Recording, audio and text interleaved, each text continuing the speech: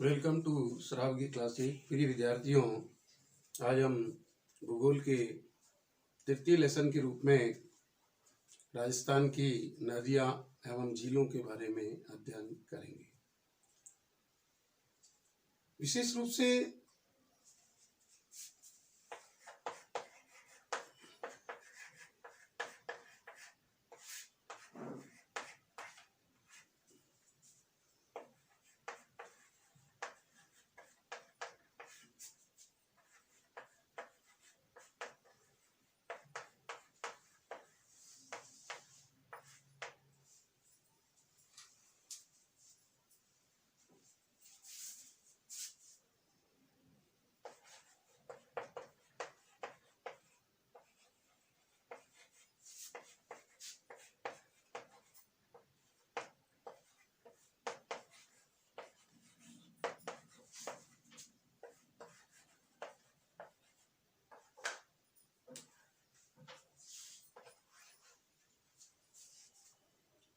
राजस्थान वर्तमान में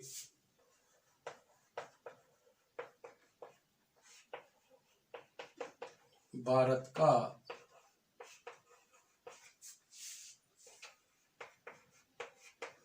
क्षेत्रफल की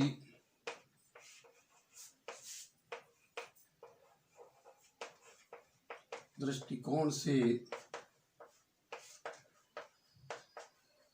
सबसे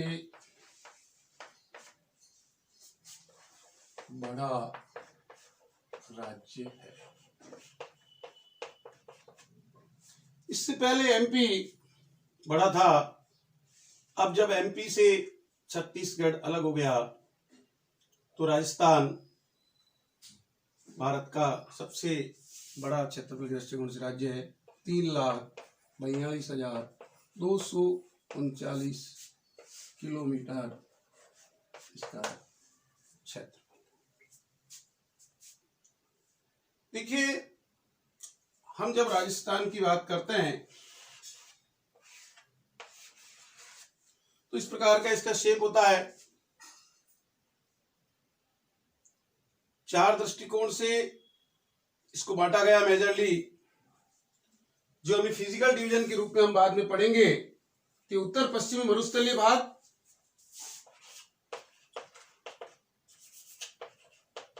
उत्तर पश्चिमी मरुस्थलीय भाग,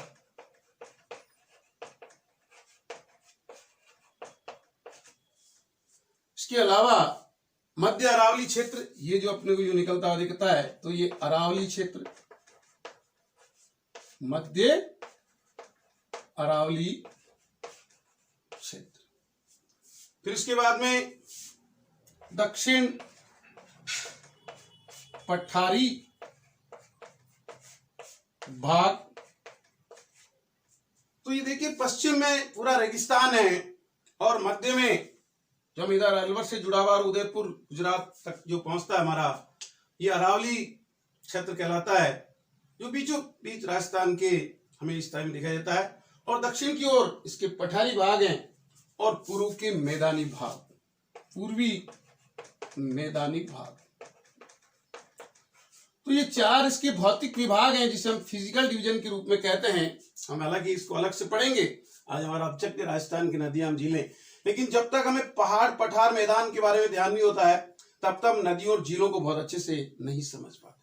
तो इसलिए मोटे रूप से मैंने इसमें आपको बताया कि उत्तर पश्चिमी मरुस्थलीय भाग हमारे राजस्थान का फिजिकल डिवीजन में, मध्य अरावली क्षेत्र हमारा, पूर्वी मैदानी भाग और दक्षिणी पठारी भाग, ये हमारे राजस्थान के 4 प्राकृतिक विभाग हैं। राजस्थान को इन 4 मोटे भागों में बांटा गया है फिजिकल डिवीजन के तौर से, और इसमें बहुत बड़े पहाड़ पठार को हम अलग से अध्ययन करेंगे।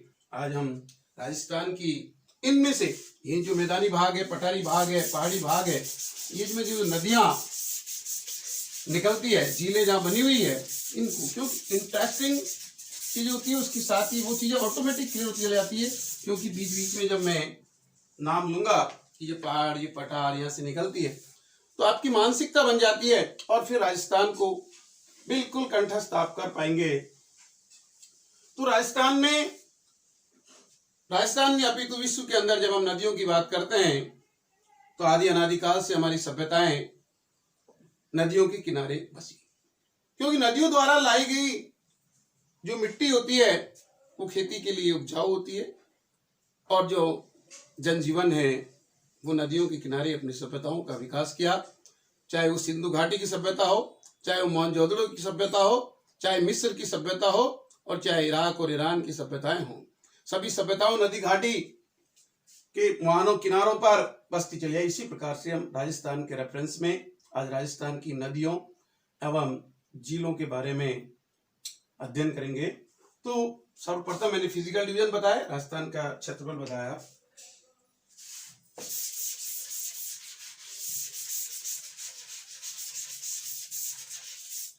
देखिए, हमारी जो भारत के रूप में हम बात करते हैं तो नदियां, जैसे आपसे पूछे name of two west flowing river, you are learn in 4th class, Narmada and Tapti are west flowing, पश्चिम की ओर जाने वाली जो अरब सागर में गिरती है। तो यही हम बात करेंगे कि जो राजस्थान में बंगाल की खाड़ी में गिरने वाली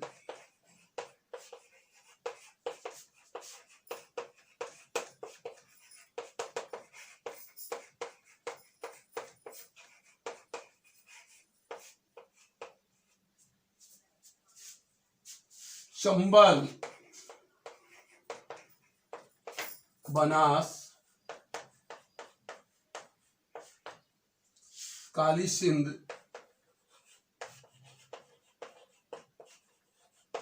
कोठारी,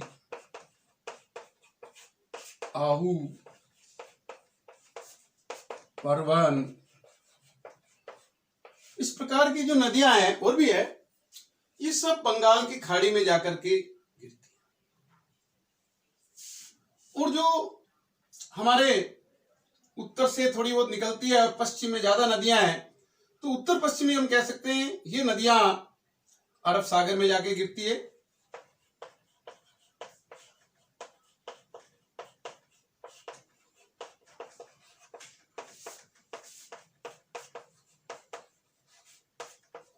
जिसमें लूणी, माही, सोम, जाखम, पश्चिमी बनास,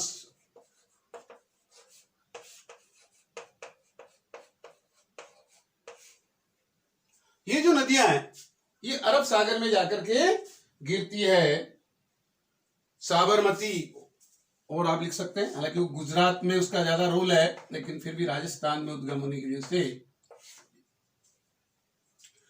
तो ये दो प्रकार से तुम्हें मोटे रूप से ध्यान रखना है कि जो बंगाल की खाड़ी में जाने वाली है, जो यमुना में मिलती है जाकर के राजस्थान से, वो सब बे ऑफ बंगाल में जाती है। और जो हमारे लूणी जो अजमेर के नागपाट से निकलती है, और जो बाकी नदियां हैं डूंगरपुर, बांसवाड़ा उधर बेनेश्वर की तरफ, और सिरोही में पश्चिम बनास जो सानपारा से निकलती है, साबरमती जो उदयपुर से होकर गुजरात जाती है, तो ये नदियां अरब सागर में गिरती है मोटे रूप से। तीसरी प्रकार की नदियां हैं आंतरिक जल प्रवाह, यानी कि वो यही निकलती है राजस्थान में और यही खत्म हो जाती है, ना तो अरब सागर में जाती है और ना बंगाल की खाड़ी में जाती है। तो इस प्रकार की जो हमारी नदियां हैं वो है काकनी, कांतली, काकनी, कांतली, साबी, मैंथा।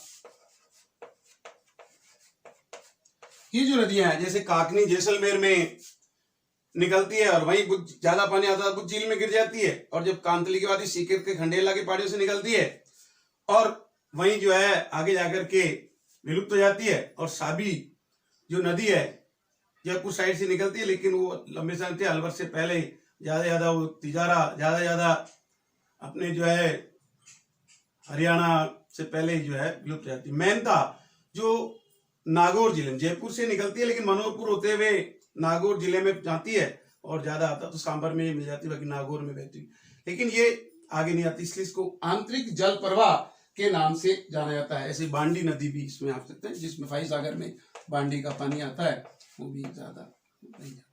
तो इस प्रकार की 3 प्रकार से हमने विभाजन किया कि बंगाल की खाड़ी में गिरने वाली, अरब सागर में जाने वाली, और जो राजस्थान में ही विलुप्त हो जाती है, इनको मोटे रूप से हमने 3 प्रकार से बांटा।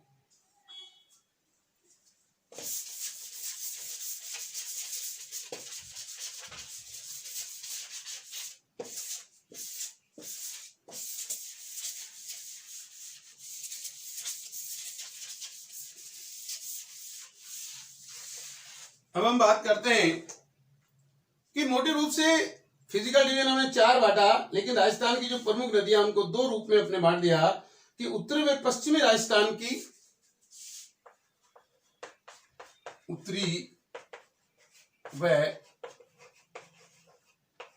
पश्चिमी राजस्थान की मुख्य नदियां।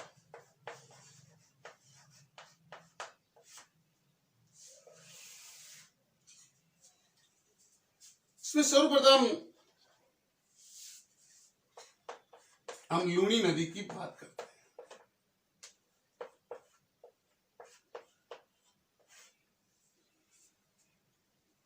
अजमेर जिले में, जो अजमेर में उसका जाते टाइम जो नाग पहाड़ आता है,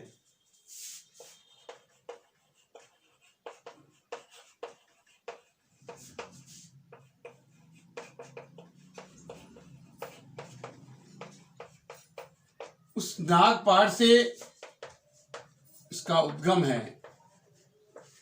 लूनी जो पश्चिमी राजस्थान की मुख्य नदी है, लेकिन वो कहां से निकलती है? अजमेर जिले में नागपाड़ से उसका, अजमेर के नागपाड़ से निकलती हुई उसका बहाव जो क्षेत्र है, वो अजमेर जिला तो यही है, और अजमेर जो सटा हुआ है, नागौर, पाली, जालोर, बाड़मेर, ये जो जिले हैं, इनमें वो बहती हुई जोधपुर, गुजरात में कच्छ की खाड़ी बोल दो, लिटिल रन बोल दो, कच्छ में जाकर के वो गिर जाती। ज्यादा पानी आता है तो वहां हो जाती, नहीं तो विलीन हो जाती, विलुप्त हो जाती। कच्छ के रन में, कच्छ के रन में विलुप्त हो जाती है। रन में बहुत लंबा चौड़ा, क्योंकि बहुत ज्यादा पानी भी इसमें नहीं आता, वहां तक जाते जाते पानी इसका अब्सॉर्ब हो जाता है, तो गुजरात के कच्छ के रन में विलुप्त हो जाती है। लेकिन जब ये अजमेर के आसपास बहती है तो हम इसे लूनी के नाम से, उद्गम हमें जाने यही नदी जाके लूनी है, लेकिन इसको सागरमती के नाम से यहां जानते हैं। सागरमती नदी कहते हैं, और सागरमती कहीं सरस्वती, जैसे अपन पिसागन साइड में जाते हैं तो वहां पे इसको, वहां जो नदी है सरस्वती के नाम से उसको, तो यहां इसका नाम पर्टिकुलरली हमने लूनी का कहीं बोर्ड भी नहीं लगा हुआ है, केवल भूगोल के अध्ययन के दृष्टिकोण से कि अजमेर के नागपाड़ से जो बहाव है, जो पानी आगे की ओर जाता है नागौर और पाली की तरफ, लेकिन यहाँ पे नाम इसको जो स्थानीय लोग सागरमती और सरस्वती कहते हैं। और जो ये पाली में काफी आगे बढ़ती है तो आप जगह जगह बोर्ड देखते हैं कि लूनी, लूनी की सहायक नदियां। अब इसकी जो सहायक नदियां हैं,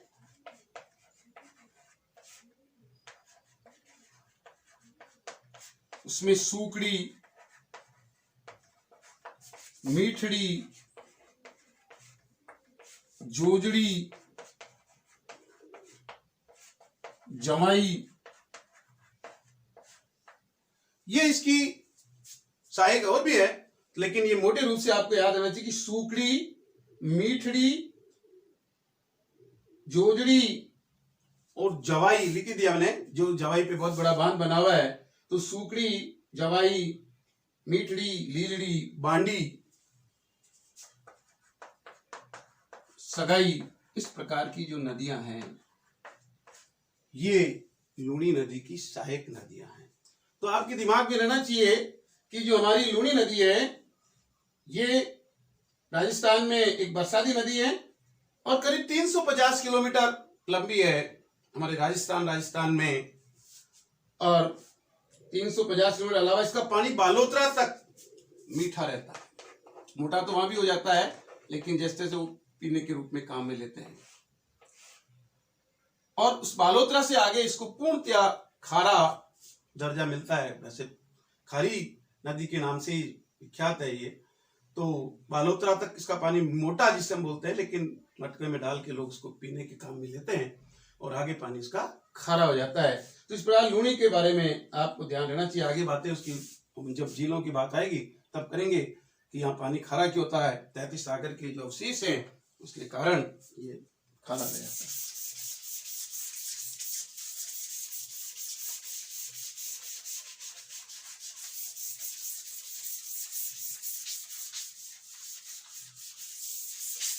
लूणी के बाद इसी की जो बड़ी सहायक नदी है वो है जवाई नदी।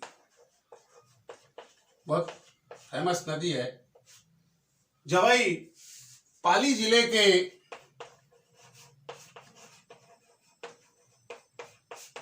बाली को याद रखे, भैरव सिंह जी का विधानसभा क्षेत्र था। बाली जिले के बाली कस्बे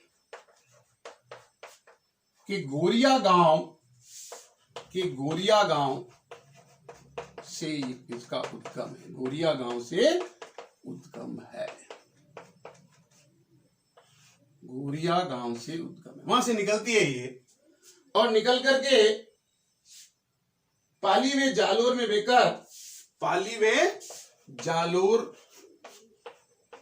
में बहकर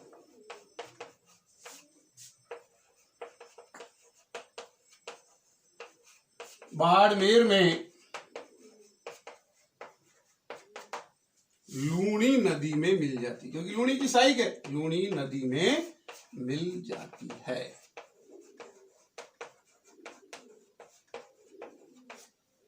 लूणी नदी में मिल जाती है तो यानी कि ये पाली से निकलती। पाली बहुत बड़ा जिला है। पाली से जालोर से बाड़मेर, और बाड़मेर में ये लूणी नदी मिल जाती है। सुमेरपुर के निकट, पाली में जो सुमेरपुर कस्बा है, सुमेरपुर के निकट जवाई बांध बना हुआ है। रेलवे स्टेशन से आप देखते हैं तो वहां पे जवाई बांध का एरो लगा हुआ है, जवाई नदी का एरो लगा हुआ है। तो सुमेरपुर के निकट जवाई बांध इस नदी के किनारे बना हुआ है। ये आपको पूरा ध्यान रखें। इसके बाद आता है गग्गर नदी। बहुत ही छोटी नदी है गग्गर।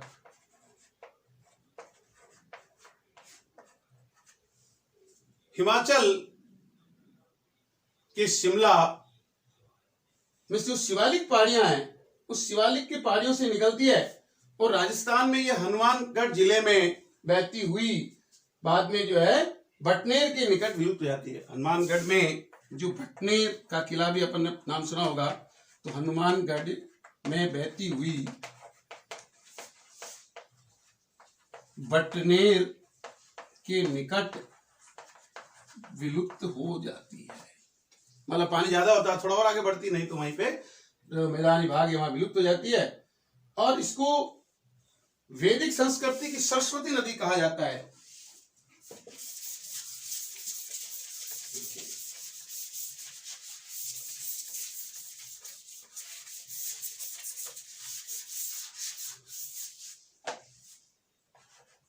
वैदिक संस्कृति काल में सरस्वती नदी के नाम से पुकारा जाता है। मृत नदी भी कहा जाता है, डेड रिवर, मृत नदी, डेड रिवर। तो ये नाम आपको ध्यान रहना चाहिए कि हमारे जो राजस्थान की मुख्य नदियों में जो गग्गर है, हिमाचल शिवालिक की पहाड़ी से निकलती है और वैदिक संस्कृति की सरस्वती नदी है और इसे मृत नदी, डेड रिवर के नाम से जाता है। फिर है कांतली नदी।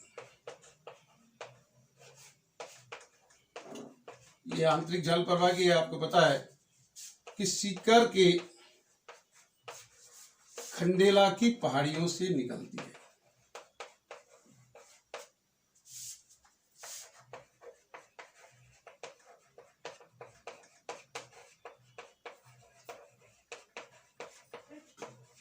सीकर की खंडेला की पहाड़ियों से निकलती है और धीरे धीरे ये झुंझुनू में बहने के बाद झुंझुनू की जो सीमा है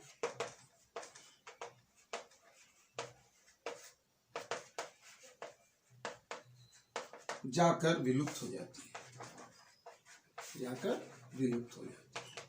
क्योंकि हमने आंतरिक जल प्रवाह में इसका संज्ञा दी गई है। और ये इसी प्रकार की नदी है कि जो बरसात के दिनों में पानी आता है वहां से सीकर में और झुंझुनू में बहती है और वहां जाके विलुप्त हो जाती है।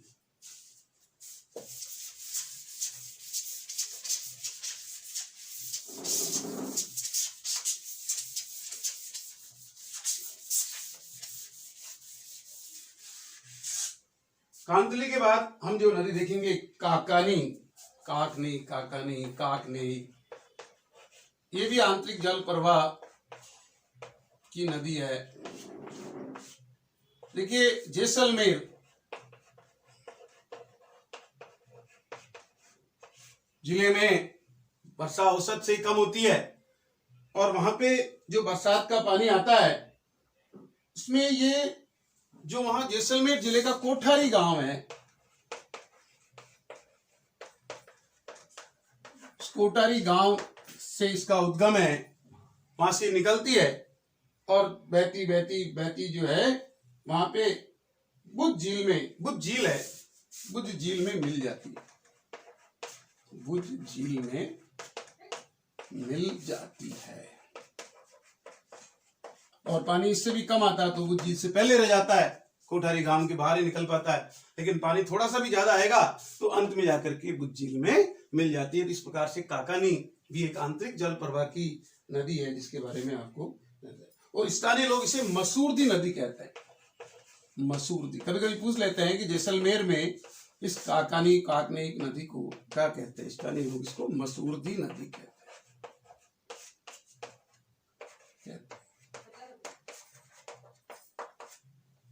तो इस प्रकार से आपको ये ध्यान रखना है कि काकनेई हो चाहे काकानी हो, इसके बारे में हमें ध्यान रखना। फिर है पश्चिमी बनास, इसमें बड़ा ध्यान देके याद रखना क्योंकि राजस्थान की मुख्य नदी है बनास, वो अलग है वन के आशा। ये इसमें आपको नाम ये ध्यान रखना है पश्चिमी बनास। ये सिरोही जिले के सानवारा गांव से निकलती है। कहां से निकलती है? सिरोही जिले के सानवारा गांव से उद्गम।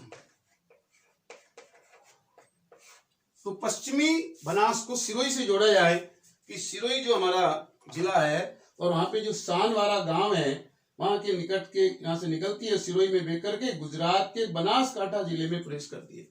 यहां से कहां जाती है? गुजरात के बनासकांठा, गुजरात के बनासकांठा जिले में प्रवेश करती है।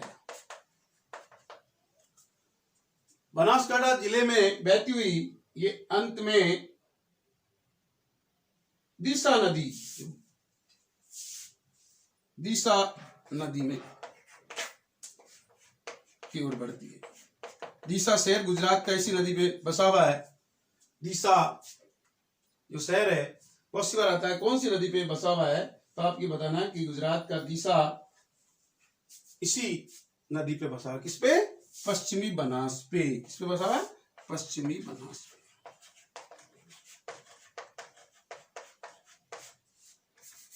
दीसा। तो ये पश्चिम बनास के बारे में आपको ध्यान रखना है। फिर हम आगे पढ़ेंगे दक्षिण पूर्वी राजस्थान। ये उत्तर पश्चिमी की थी अब तक।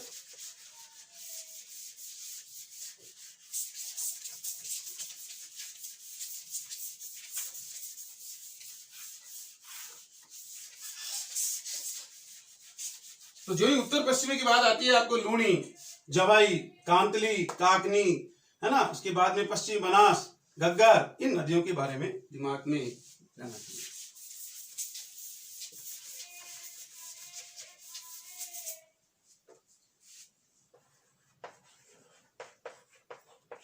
दक्षिण पूर्वी राजस्थान की नदियां, यानी कि वह अपन लिख सकते हैं, पहले ए लिखा। तो दक्षिण पूर्व में जो पहली मेजर नदी है उसको हम बनास के रूप में पढ़ेंगे। और वास्तव में इसमें यह जोर देना है कि पूर्णतया राजस्थान में बहने वाली, पूर्णतया राजस्थान में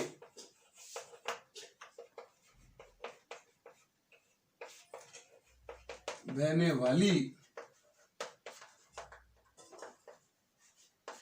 राज्य की सबसे बड़ी नदी है।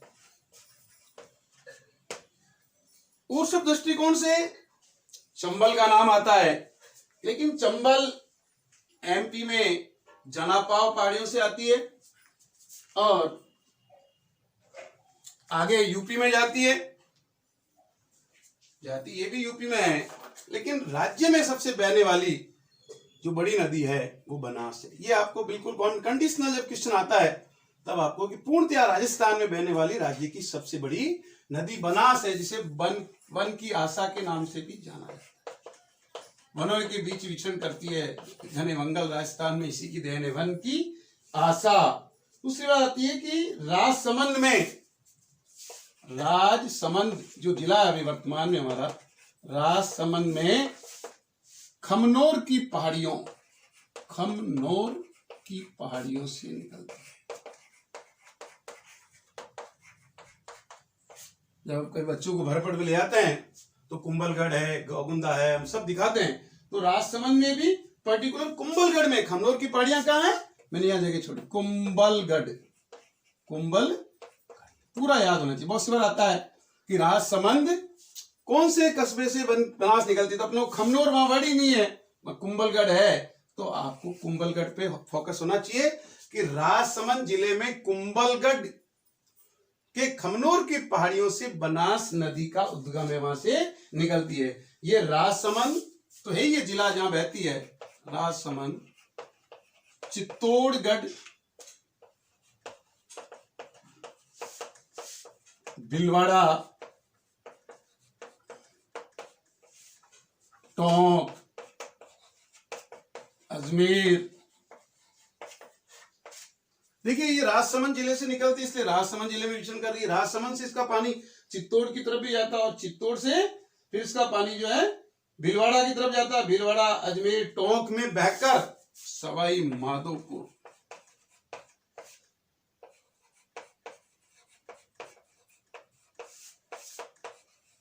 के पदरा गांव के निकट, कौन सा गांव है, पदरा गांव के निकट वहां पहुंचती है। आप देखा कि राजसमंद से चित्तौड़ गई, चित्तौड़ से भीलवाड़ा और भीलवाड़ा से अजमेर और अजमेर टोंक सामायिक माधोपुर में पदरा गांव के निकट चंबल जाती है। अब पदरा में वहां पूछे तो खंडार है, कस्बे का नाम क्या है, खंडार है। खंडार बड़ा कस्बा है, पदरा छोटा गांव है, लेकिन नौका मुकाम ऐसी कई चीजें आती है, तो आपको ध्यान रखना है कि पदरा गांव है और खंडार कस्बा है।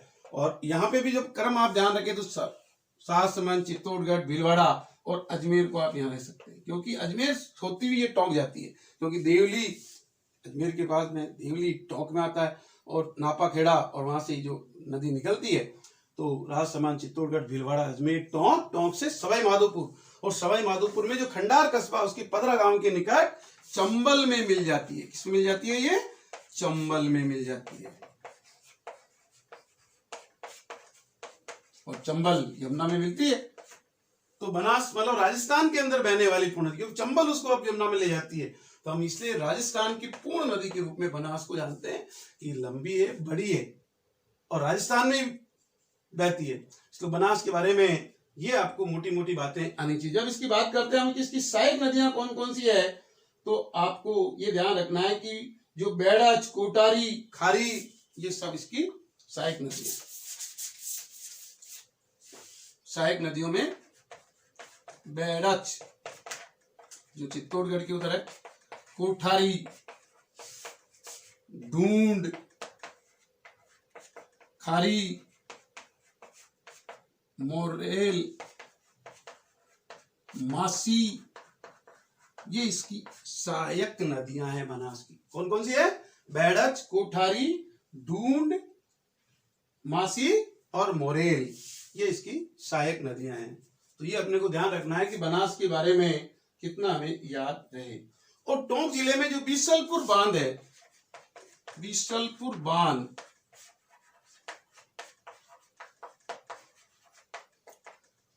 टोंक में, वो इसी नदी पे बना हुआ है।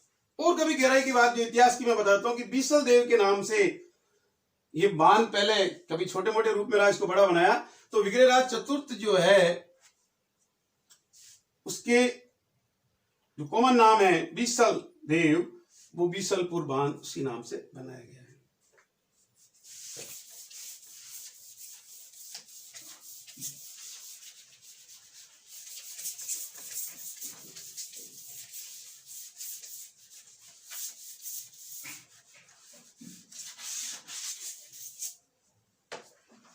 तो बनास नदी की बहुत इंपॉर्टेंस है। बनास को याद रखते रखते आप बेड़च पे आ जाइए।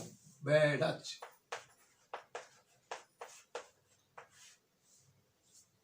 चित्तौड़गढ़ जिले की महत्वपूर्ण नदी है ये। और नदियां भी आसपास निकलती है, ऐसा बनास को हमने बताया, लेकिन वहां की जो मूलते नदी है चित्तौड़ की, वो बेड़च है। तो बेड़च जो नदी है वो चित्तौड़गढ़ जिले की हुई और गोगुंदा की पहाड़ियों से निकलती है। जब उदयपुर की तरफ जाते हैं तो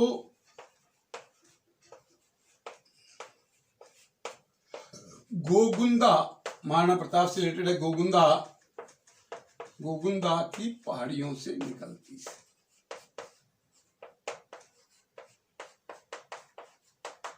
गोगुंदा की पहाड़ियों से निकलती है, ये आपको विशेष रूप से ध्यान रखना है। और चित्तौड़गढ़ में बहती हुई भीलवाड़ा के निकट, चित्तौड़गढ़ से बहती हुई भीलवाड़ा के निकट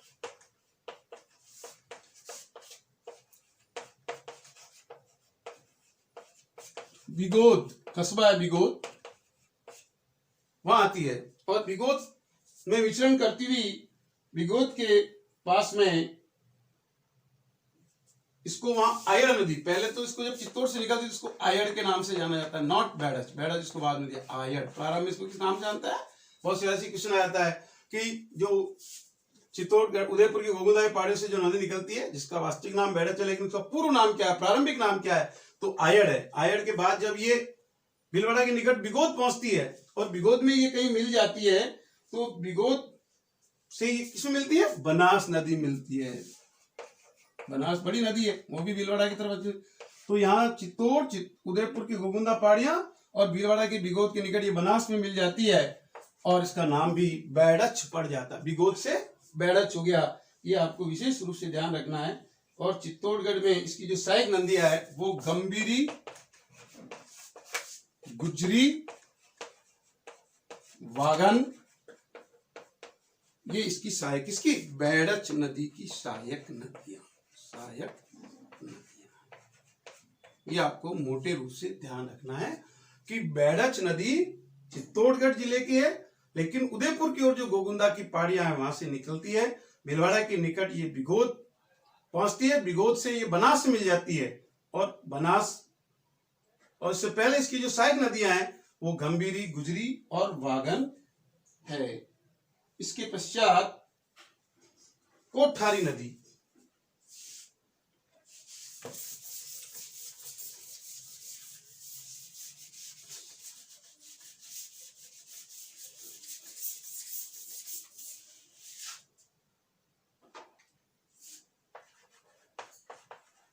कोठारी नदी विशेष रूप से भीलवाड़ा जिले की है।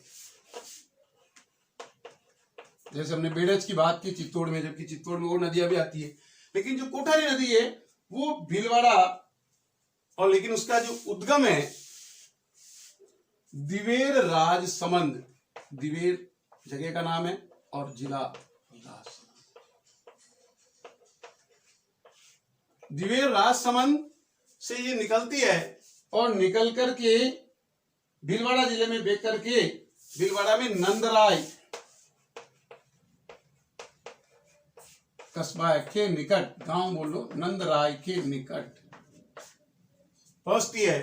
तो उद्गम का हुआ कोठारी का दिवेर राजसमंद, और इसके पश्चात राजसमंद बिलवाड़ा नक्कर निकट बनास में मिल जाती है। ये भी किसमें मिलती है? निकट बनास नदी में मिल जाती है। तो बनास की सहायक भी होगी, एक वहां लिखा भी था आपने, बनास नदी जाती है। और जो भीलवाड़ा का मेजा बांध है, मेजा बांध, वो मेजा बांध कोठारी नदी के किनारे पर, मेजा बांध कोठारी नदी, ये आपको ध्यान रखना है। तो कोठारी दिवेर राजसमंद से निकलती है, भीलवाड़ा में बहती हुई नंदराई गांव के निकट बनास में जाती है, और मेजा बांध इसी नदी के ऊपर बना हुआ है। नेक्स्ट आता है खारी नदी। खारी नदी का सारा बोलबाला भीलवाड़ा और अजमेर में है, लेकिन निकलती है राजसमंद के विजराल की पहाड़ियों से, राजसमंद के विजराल पहाड़ियों से, की विजराल पहाड़ियों से निकलती है। तो खारी नदी राजसमंद की विजराल पहाड़ियों से निकलती है, और राजसमंद भीलवाड़ा अजमेर में टैग कर, राजसमंद भीलवाड़ा अजमेर व टोंक में बहकर, राजसमंद की विजराल पढ़ने से इसका उद्गम बताया गया। फिर राजसमंद में बहेगी, भीलवाड़ा में बहेगी, और अजमेर में बहेगी, टोंक में बहकर देवली के निकट, देवली कस्बा अपन केकड़ी के आ जाते हैं, देवली के निकट बनास में मिल जाती है, देवली के निकट बनास में मिल जाती है। ये आपको मोटे रूप से ध्यान देना चाहिए, मिल जाती है। तो ये खारी की विशेषता हुई कि खारी नदी किस प्रकार से, कहा जिला राजसमंद है वहां से निकलती हुई आ रही है, राजसमंद में रही, भीलवाड़ा में रही, अजमेर में रही, टोंक, और टोंक का जो आगे नहीं जाएगी, ये टोंक के पास जो देवली कस्बा है जो अजमेर से निकटतम है, तो देवली के निकट ही जो बनास नदी इधर से जारी है उसमें मिल जाती है। तो खाली का टोंक से केवल टच ऑफ पॉइंट है, टोंक आगे रह जाता है टोंक के अन्य कस्बे, लेकिन अजमेर से सटा हुआ जो देवली कस्बा है, देवली के निकट ये बनास में मिल जाती है। बहुत सी बार आता है कि अब आदमी कंफ्यूज होता है कि टोंक खाली तो हमें गुलाबपुरा में दिखती है, विजयनगर में दिखती है, और गुलाबपुरा भीलवाड़ा में आ गया लेकिन वो अजमेर बॉर्डर पे है, और विजयनगर जो है अजमेर में ही है, राजसमंद अजमेर से सटा हुआ है। लेकिन टोंक की बात अपन कंफ्यूज जाते हैं, तो ये क्लियर होना चाहिए कि राजसमंद की विजराल पहाड़ियों से निकलती हुई राजसमंद भीलवाड़ा अजमेर वे टोंक में बहकर देवली के निकट बना जाती है। तो ये खारी की विशेषता है। खारी के बाद आता बाण गंगा।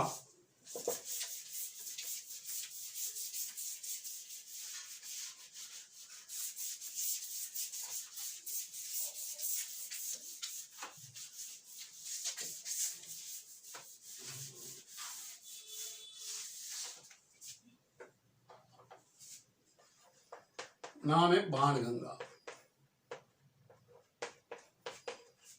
ये जयपुर में जो बैराट की पहाड़ियां हैं,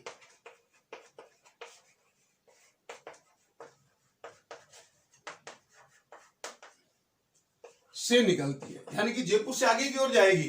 बाणगंगा जयपुर की बैराट की पहाड़ियों से निकलती है, और जयपुर दौसा व भरतपुर, जयपुर दौसा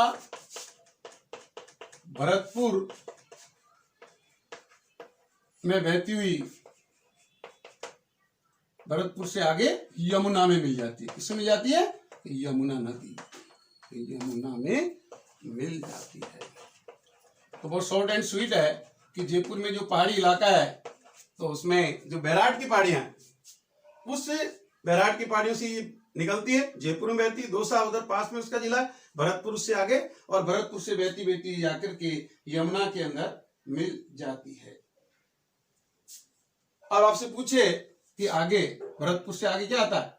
आगरा आता है, आगरा में मिल जाती है। क्योंकि कंडीशनल बातें होती है कभी कभी कि अपन भरतपुर पढ़ लिया, अपन पता है कि भरतपुर से जो ही अपन बाहर निकलते हैं तो हमारे टच में जो है आगरा आ जाता है, और आगरा में यमुना में जाती है। आगरा तो बिल्कुल यमुना के किनारे बसा हुआ है, चाहे वो ताजमहल हो चाहे पूरा शहर ही, तो यमुना के किनारे। तो कंडीशनल क्वेश्चन जब आता है कि भरतपुर से अपन कहीं कंफ्यूज जाते हैं, तो ये आगरा में यमुना में मिल जाती है। तो ये बाणगंगा नदी की बात हुई। इसके बाद आता है गंभीर नदी। एक था गंभीर जो चित्तौड़ में थी, तो यहाँ गंभीर और गंभीरी में आपको अंतर है। गंभीरी जो ही नाम आता है चित्तौड़ जिले की बात आती है, और गंभीर का आता है तो गंगापुर सवाई माधोपुर में, एक भीलवाड़ा में होता है गंगापुर और एक सवाई माधोपुर में भी। यहाँ भी आपको कंटस्ट याद रखना है कि ये जो गंगापुर है वो सवाई माधोपुर जिले का है, और एक गंगापुर आता है जो भीलवाड़ा में होता है। तो ये भी अपने को यहाँ स्थायी कोई भी जो ज्ञान हो वो स्थायी होना चाहिए कि गंभीर नदी गंगापुर सवाई माधोपुर जिले के गंगापुर से निकलती है, और गंगापुर से निकलती हुई सवाई माधोपुर, करौली, भरतपुर, धौलपुर बहकर सवाई करौली, भरतपुर, धौलपुर में बहती हुई यमुना में मिल जाती है। कहाँ मिलती है? यमुना में। सवाई माधोपुर तो अपना में ही ये जिला, तो यहाँ पे आपको जो जिले हैं वो 4 हो गए। सवाई माधोपुर,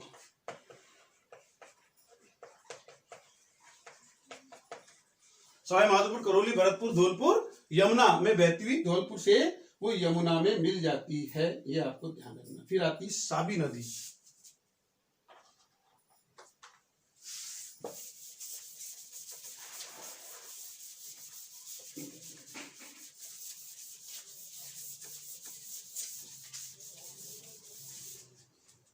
ये भी जयपुर साइड से साबी,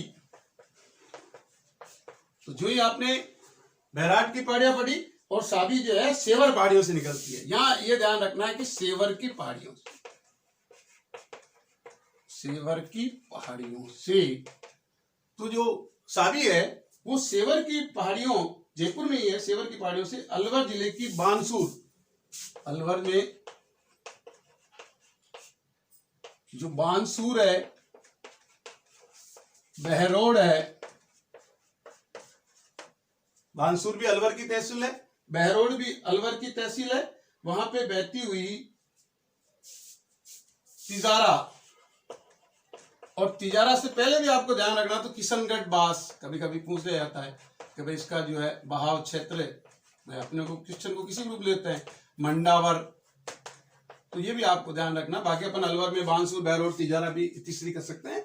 तो जब ये जयपुर से निकल रही है वो बैराट थी, ये सेवर की पहाड़ियां, अलवर में बानसूर, बहरोड, किशनगढ़ बास, मंडावर, तिजारा में बहती हुई ये फिर आगे जाकर के हरियाणा के गुड़गांव जिले में, आगे यहां से हरियाणा के गुड़गांव जिले के पटोदी गांव के निकट विलुप्त हो जाती है।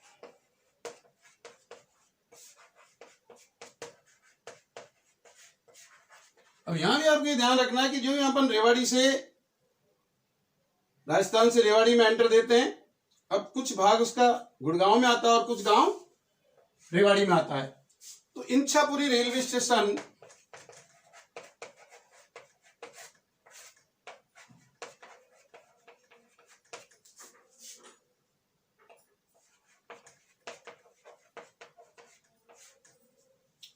के पास में जो पटोदी गांव है वो गुड़गांव में आ रहा है, और उससे जो आगे का है मेरे ख्याल में कंफर्म नहीं, जहां तक ये कि ये इंछापुरी रेलवे स्टेशन रेवाड़ी में आता है, और जो पटोदी है वो गुड़गांव में आता है, ब्रजपुरा के साथ। तो आपको ये ध्यान रखना है कि पटोदी में ये विलीन हो जाती है, क्योंकि ऐसे कंडीशनल क्वेश्चन आते हैं तो स्टूडेंट वहां पे कंफ्यूज होने की स्थिति में उतर जाता है। तो साबी नदी जयपुर के सेवर की पहाड़ी से निकलती है और वहां पे अलवर पहुंचती है। अलवर में बानसूर तहसील, बहरोड, मंडावर, किशनगढ़ पास, तिजारा, तिजारा अलवर का एंड बॉर्डर आ जाता है। तिजारा तहसील से ये हरियाणा की तरफ एंटर करती है। हरियाणा के गुड़गांव में पटोदी जो गांव आता है वहां पे ये विलुप्त हो जाती है। ये आपको साबी के बारे में ध्यान रखना है। फिर आता है मेहनता।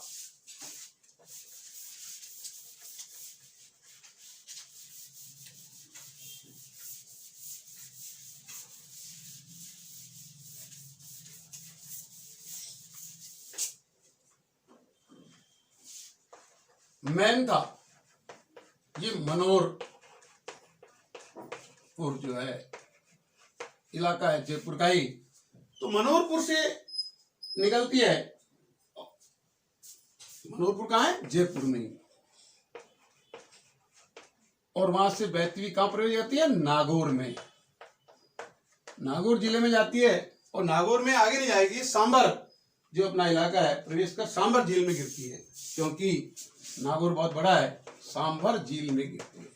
जयपुर से निकट ही फुलेरा है, फुलेरा से सांबर है, सांबर झील में गिरती है।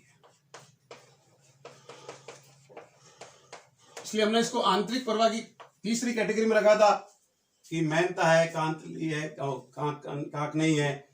ये सब किसमें आती है? आंतरिक प्रवाह में। कि मेहनता जयपुर के मनोहरपुर से निकलती है, नागौर में आती है, नागौर को पूरा कवर नहीं, नागौर से सटा हुआ जो अपने जयपुर से फुलेरा और सांबर है वहां पे उस झील में जाकर के गिर जाती है। तो ये आपको ध्यान में रहा कि राजस्थान में किस प्रकार से नदियां जो है आती है। फिर इसकी नेक्स्ट बड़ी नदी है चंबल।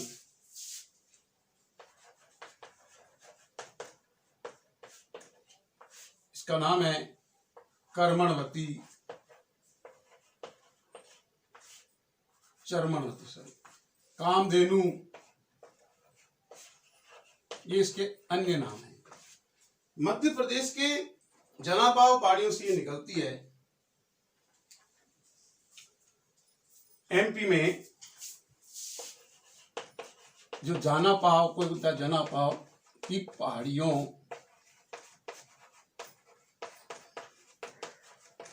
मऊ नामक स्थान से चंबल निकलती है। तो दिमाग में रहे कि मऊ के निकट जो जनापाव की पहाड़ियां हैं वहां से ये चंबल नदी निकलती है। इसका जो अन्य नाम है वो चरमणवती और कामधेनु है। 12मासी नदी है। ये चित्तौड़गढ़, कोटा, बूंदी, सवाई माधोपुर,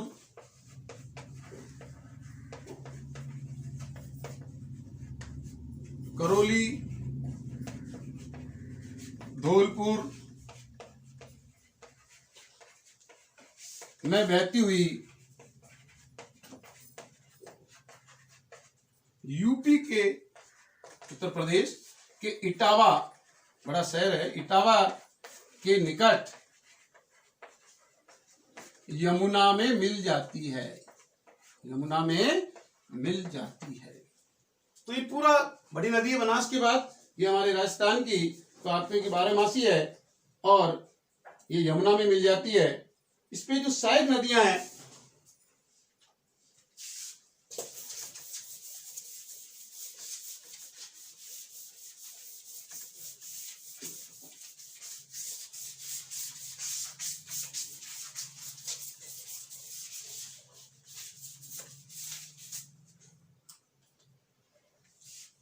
सहायक नदियां,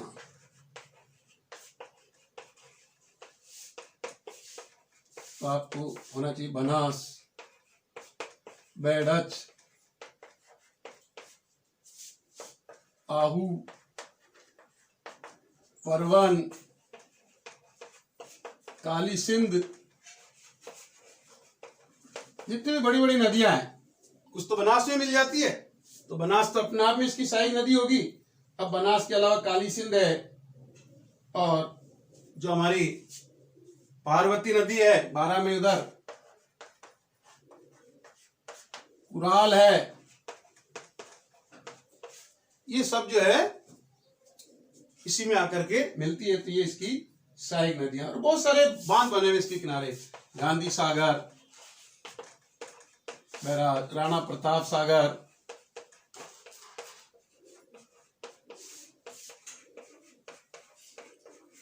कोटा बैराज,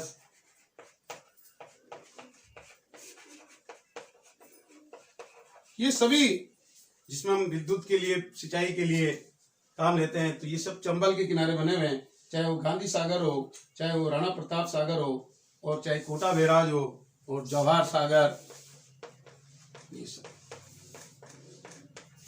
एक होता है चूलिया जल प्रपात, वो भी इसी के भैंसरोडगढ़ जो निकट है चित्तौड़ के, तो वहां पे चूलिया जल प्रपात, पूरा नाम है, वाटरफॉल जिसे हम बोलते हैं, जल प्रपात बना हुआ है। अब ये आता है चूलिया जल प्रपात कहाँ है? तो भैंसरोडगढ़ के निकट, भैंसरोडगढ़।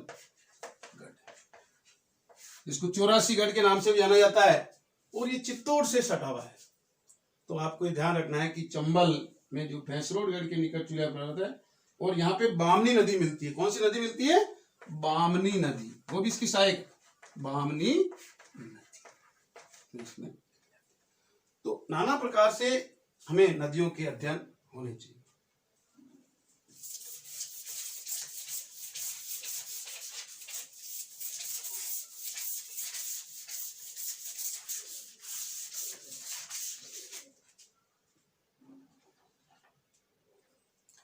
तो बनास हो गई, चंबल हो गई, इसके बाद आता पार्वती नदी।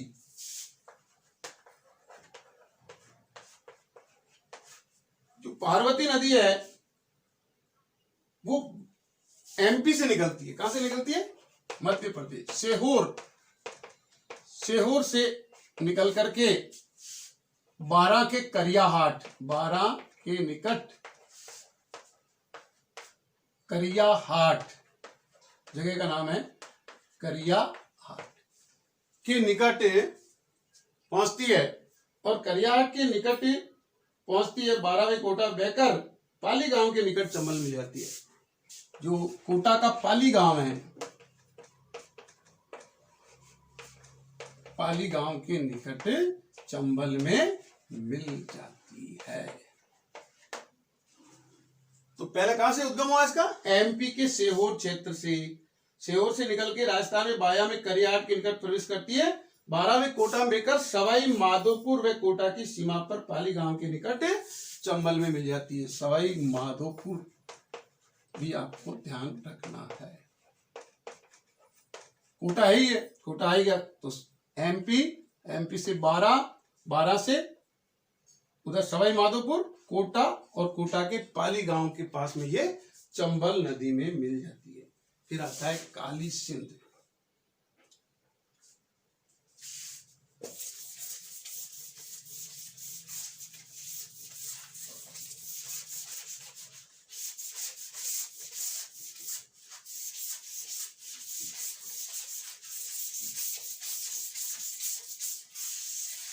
कुछ नदियां अलग अलग इलाकों के हिसाब से अपना महत्व रखती है। यहाँ पे थोड़ा सा आप ध्यान रखें कि बहुत सारी नदियां एक दूसरे से रिलेटेड है, क्योंकि एक ही इलाके में उनका वर्चस्व है, और अपन कंफ्यूज हो जाते हैं डिसीजन लेने में। तो जो काली सिंध नदी है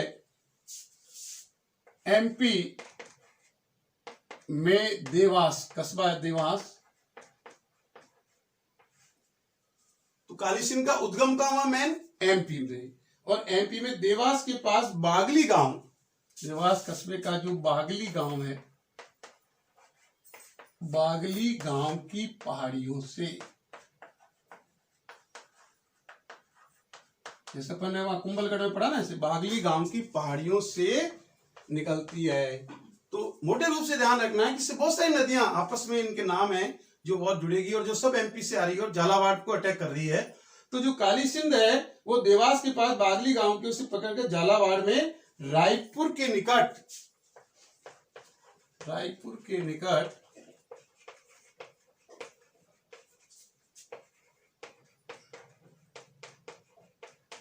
झालावाड़ में प्रवेश करती है। ये मतलब रायपुर अलग अलग मनोर थाना है, पिंडावा है, तो रायपुर जो कस्बा है उस रायपुर के निकट ये राजस्थान प्रवेश करती है। झालावाड़ तथा कोटा, झालावाड़ फिर कोटा और फिर बारां। तो झालावाड़ में तो ये बह रही है, एमपी से सीधी कहां आ रही है? झालावाड़ में आ रही है। झालावाड़ से किस तरफ जा रही है? कोटा, बारां की सीमा पर बहती हुई कोटा के पास नानेरा गांव है। कौन सा गांव है? नानेरा गांव। और उस नानेरा गांव के पास ये किस में मिल जाती है? चंबल में मिल जाती है।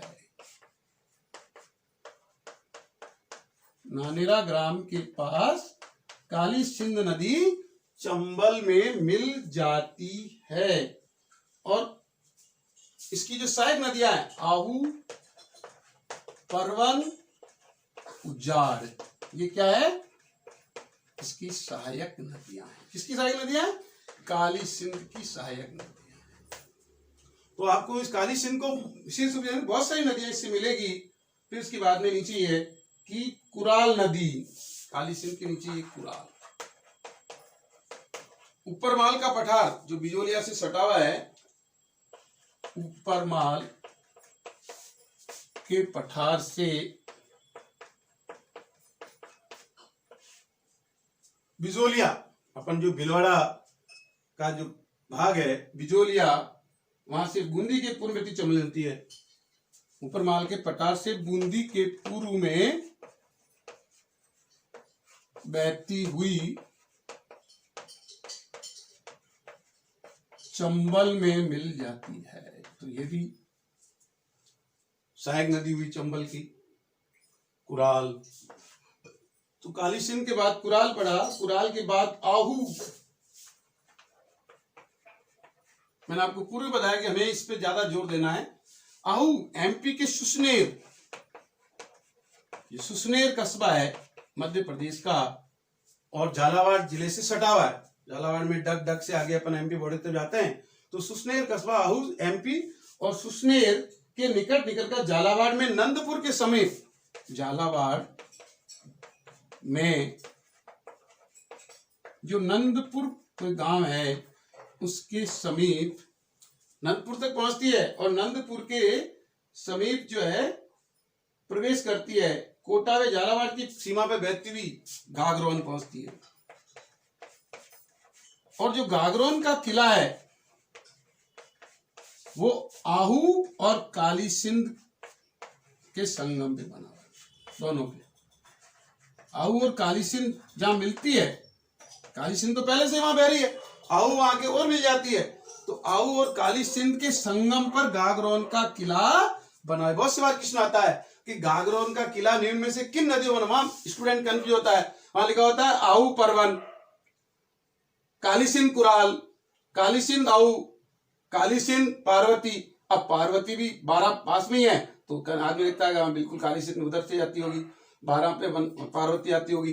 तो यहाँ आपको स्थायी रूप से याद रखना है कि जो खींची वंश के राजा अचलदास खींची द्वारा जो गागरोन का किला बनाया गया, झालावाड़ से 8 किलोमीटर दूर जो गागरोन है, वहां पे आहू और काली सिंध नदियों के संगम पर गागरोन का किला बना। जबकि परवन भी वही है, लेकिन परवन का बाहु अलग है। तो ये आपको स्थायी रूप से यहाँ पे ध्यान रखना है कि जो आहू नदी है एमपी के सुसनेर से निकलती है, झालावाड़ में नंदपुर के निकट जो है वो राजस्थान में प्रवेश कर रही है, और वहां पे जो है ये नदी गागरोन में मिल जाती है, और गागरोन का किला आहू काली नदी के। फिर आता है नेवज नदी।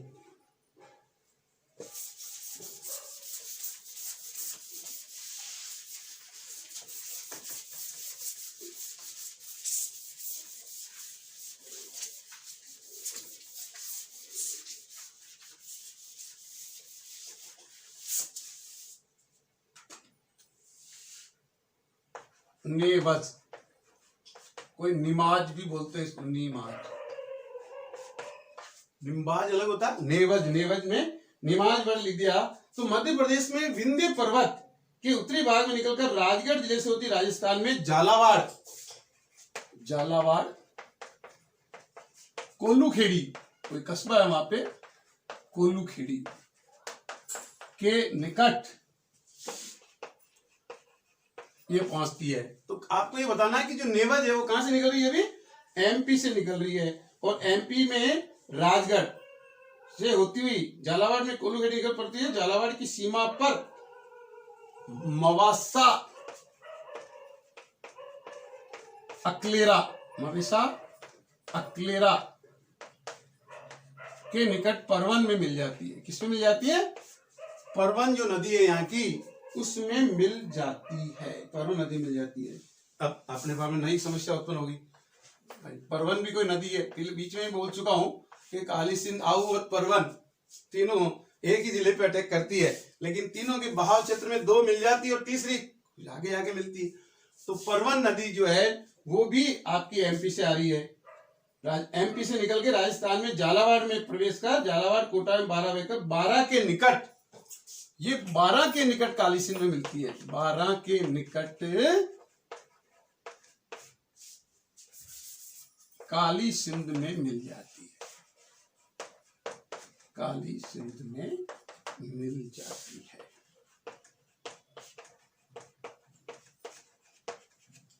यानी कि वो वहां पे मिल जाती है आहू, और ये परवन बह रही है झालावाड़ के साइड में, लेकिन वहां से वो बारा के निकट काली, और बारा जिले में जो शेरगढ़ अभ्यारण्य है, शेरगढ़ अभ्यारण्य वो इसी नदी पे बना हुआ है, शेरगढ़ अभ्यारण्य। कौन सी नदी आएगी? परवन। और कौन सा जिला आएगा? बारा। परवन नदी, बारा जिला, और परवन नदी के ऊपर ही शेरगढ़ अभ्यारण्य बना हुआ है। अब बस में आता है शेरगढ़ अभ्यारण्य किस जिले में स्थित है? तो बारा। कौन सी नदी के किनारे बना हुआ है? तो परवन नदी। और परवन नदी झालावाड़ से बहती हुई तो निकलती है, लेकिन वो वहां पे किसी नदी में नहीं मिलती है। कहां पे जाके मिलती है? वो बारा के निकट काली सिंध मिल जाती है। तो ये मेजर अंतर था कि एमपी से निकलकर राजस्थान में झालावाड़ में प्रवेश करती है। झालावाड़ कोटा बैरी है, बारा में वो जो है जो गांव है पलायता, आप ये भी ध्यान रखते हो, बारा के निकट पलायता। छोटी छोटी बातें होती है जो अपने को प्रॉब्लम करती है। पलायता गांव, क्योंकि पर्टिकुलर कई जगह तो होती है, जैसे अपने को बताया कि खंडार के बाद पदरा गांव, तो यहाँ पलायता गांव है, उसके निकट ये मिल जाती है। और इस प्रकार से परवन नदी का भी अपने आप में एक महत्व है, जो काली सिंध में तो मिलती है लेकिन झालावाड़ में नहीं मिलती है। फिर आता है मेज नदी। मेज नदी, नाम ही मेज। कोठारी अलग थी, ये भीलवाड़ा जिले से रिलेटेड है। तो मेज नदी जो है भीलवाड़ा के बिजोलिया के निकट से निकलती, क्योंकि बिजोलिया अलग प्रकार का इलाका आ जाता है और मेजर उधर अलग था। तो जहाँ की रॉक्स आती है छतों पे पट्टियां डालने पे, तो मेज नदी बिजोलिया के निकट से निकलकर कोटा में बूंदी की सीमा पर चंबल में मिल जाती है। कोटा बिजोलिया से कहाँ जाती है? कोटा।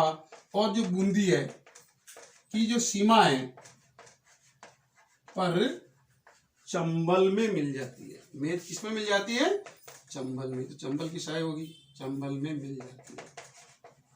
अब इस मेज अपने आप में एक बड़ी नदी है, तो इसकी जो सहायक नदियां हैं वहां बिजोलिया के आसपास अपन पहले भी पढ़ चुके हैं कि कौन कौन सी नदियां वहां थी। तो आपको देखिए कुराल, मांगली, बाजन, बाजन, कुराल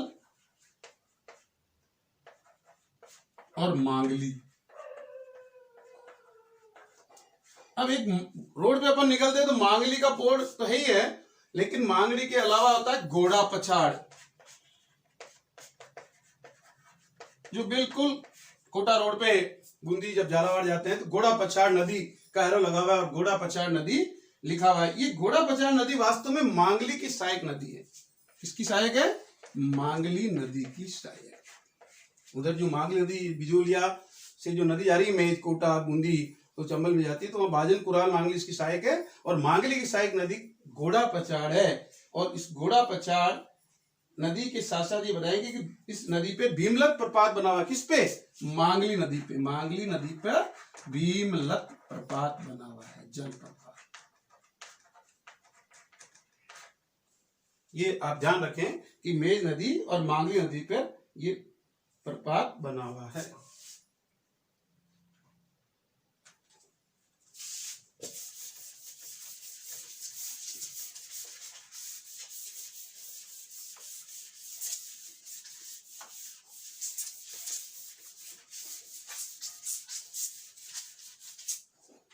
तो इसके बाद मेज के बाद नदी आती है अपनी माही नदी।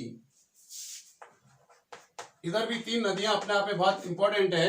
तो माही जो नदी है वो मध्य प्रदेश में धार जिले के सरदारपुरा, एमपी में जो धार जिला है और धार जिले का जो सरदारपुरा गांव है, सरदारपुरा विलेज। तो आपको स्टेट के रूप में एमपी ध्यान रखना है। एमपी में जिला जो है वो धार है और धार में सरदारपुरा के निकट बीछा मेड़ा की पहाड़ियों से निकलती है। बीछा मेड़ा की पहाड़ियों से ये निकलती है। वहां से निकल करके आगे की ओर ये जो है तो एमपी धार और सरदारपुरा बीछा मेड़ा की पहाड़ियां में सोम का भी उद्गम बताया जाता है कि सोम जो नदी है वो यहां से है और जो माई है वो ऊपर की ओर जाती है। तो इन तीनों नदियों में अपने को एक साथ अध्ययन करना है कि एमपी में जो ही माही, सोम और जाखम है, तो माही नदी धार जिले के सरदारपुरा निकट से निकलती है और राजस्थान में खाटू के पास ये घूमती घूमती वहां मिल जाती है। और जब सोम की बात आती है तो ये भी बीछा मेड़ा की पहाड़ियों से निकलती है।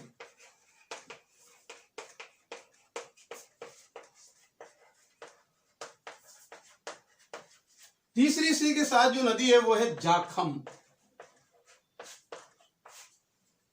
और ये तीनों आपस में मिल जाती है, मोही शाम जाखम। तो जाखम है वो चित्तौड़गढ़ जिले में छोटी सादड़ी, चित्तौड़ के छोटी सादड़ी, छोटी सादड़ी, बड़ी सादड़ी पाली में आती है और छोटी सादड़ी चित्तौड़ में आती है। ये भी आपको ध्यान, जीके का क्वेश्चन बनता है कि जो बड़ी सादड़ी है वो पाली जिले में आती है और जो छोटी सादड़ी वो चित्तौड़ जिले में, और चित्तौड़, प्रतापगढ़ व उदयपुर में जाकर सोम नदी मिल जाती है। ये किसमें मिलती है? सोम में मिलती है। किसके निकट? उदयपुर के निकट। इन तीनों नदियों की स्थिति को हमें क्लियर, जैसे वहां था काली सिंध, आऊ और परवन, तीनों की अलग अलग भूमिका थी, तो यहाँ भी तीनों की अलग अलग भूमिका आपको ध्यान रखना है। कि वापिस बोल रहा हूं मैं कि एमपी में धार जिले के सरदारपुरा निकट जो नदी है वो बांसवाड़ा और डूंगरपुर बहती हुई कड़ाना बांध, खंबात की गाड़ी बहती है, उस पे जो माई पे जो बांध बना हुआ है वो कड़ाना बांध है, और ये गिरती कहाँ है? खंबात की खाड़ी में गिरती है। तो अपन पहले बता चुके अरब सागर में जाने वाली है माई सोम जाखम। तो ये तो हुई सोम की जो बात हुई थी कि सोम जो नदी है ऋषभ देव उदयपुर के निकट, ये जो बीछा मेड़ा वो ऋषभ देव, अपन रणकपुर जाते हैं और ऋषभ देव उदयपुर तीर्थ स्थल है, तो ऋषभ देव उदयपुर में वहां बीछा मेड़ा की पहाड़ियां हैं, वहां से ये निकलती है और उदयपुर में डूंगरपुर में बहकर बेणेश्वर स्थान पर माही में मिल जाती है। अब देखा कितनी कि ये बेणेश्वर नामक पर किसमें मिलती है? माही में मिलती है। कौन? सोम नदी। और जो जाखम है वो मतलब जो है उदयपुर में बहकर सोम नदी मिल जाती है। अब इन तीनों का जो संगम है वो बेणेश्वर में है। बेणेश्वर में ये तीनों नदियां मिलती है, जहां पे प्रतिवर्ष मेला भरता है। वागड़ का मेला कह दो, बेणेश्वर मेला कह दो, डूंगरपुर का मेला, डूंगरपुर बांसवाड़ा का मेला कह दो। तो माई सोम जाखम त्रिवेणी के नाम से जानी जाती है और इन नदियों को विशेष रूप से पढ़ा जाता है। लास्ट जो नदी है वो है साबरमती।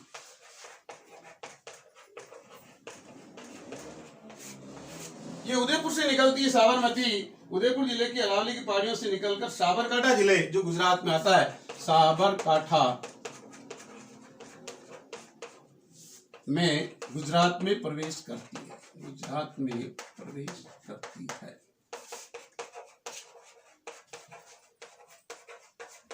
और अंत में कहां चली जाती है? खंबात की खाड़ी को। गुजरात में रन में जो बना हुआ है और गांधीनगर इसी पे बसा हुआ है। खंबात की खाड़ी में गिरती है और गांधीनगर इसी नदी में बसा हुआ है।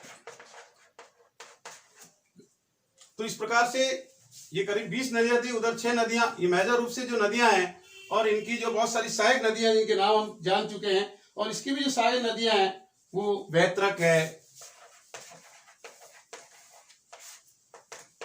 अन्य भी नदियां जो गुजरात की है, लेकिन हम उनको नाम के दृष्टिकोण से जो इधर से निकलती है, वाकल, मेशवा, ये साबरमती की सहायक नदियां हैं। तो इन नदियों को आपको विशेष रूप से याद रखना है। और अब झीलों के बारे में, प्रिय विद्यार्थियों, आपको लाइक लगे सब्सक्राइब करें और इसको आप जो है अध्ययन करें अच्छे से। धन्यवाद।